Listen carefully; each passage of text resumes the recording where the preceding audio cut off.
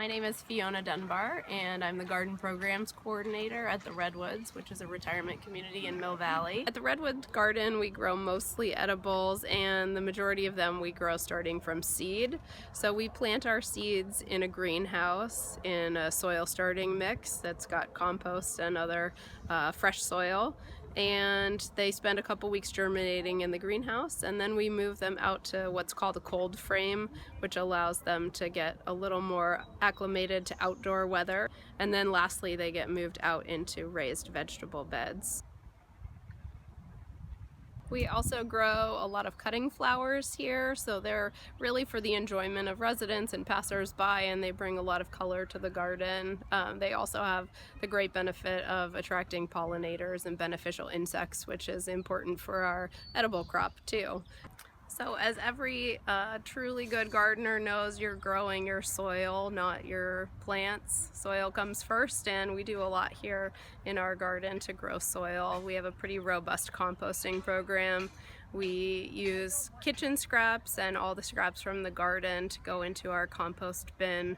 And every time we plant something in the garden, we plant each individual plant with a handful or two of compost with it. So that constant feed into our raised beds has allowed the soil to build and improve so much over the years. Thanks to that, the soil holds moisture much more effectively, and we have less problems with pests and insects on our plants because the soil is really healthy. So building your compost can make such a difference. We also compost with the help of a whole bunch of red wiggler worms. So we have a little worm apartment, or 3 of them actually, and we put kitchen scraps exclusively in there, and the worms just eat and poop and eat and poop, and they make black gold is what worm compost is called, and it's really very rich compost. And we also take the liquid off of that as compost tea and use that as extra nutrient to water plants with.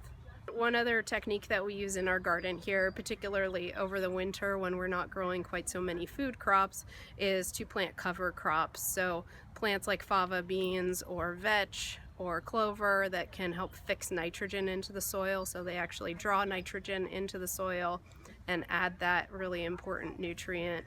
And when the crops are done, we cut the plants up really small and actually just chop and drop, as I like to call it, chop and drop the plants right in place and dig them into the soil slightly, cover them with straw, and let that decompose in place. So we're adding a lot of organic matter to the soil as well, so that helps build our soil over time and keep it healthy.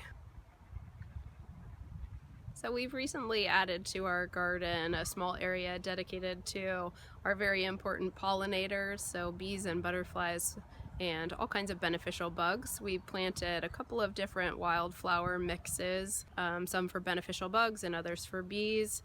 We also incorporated a small watering pool so that insects can come and land on a rock and safely get some fresh water. Lastly, we put some logs in where we've drilled holes into them, because a lot of the native bees who fly solo, they're not in a colony like a honeybee, they actually live in the ground or in old pieces of wood, and so we've sort of staged a potential house for some of our native bees who are also really important to pollinating our garden.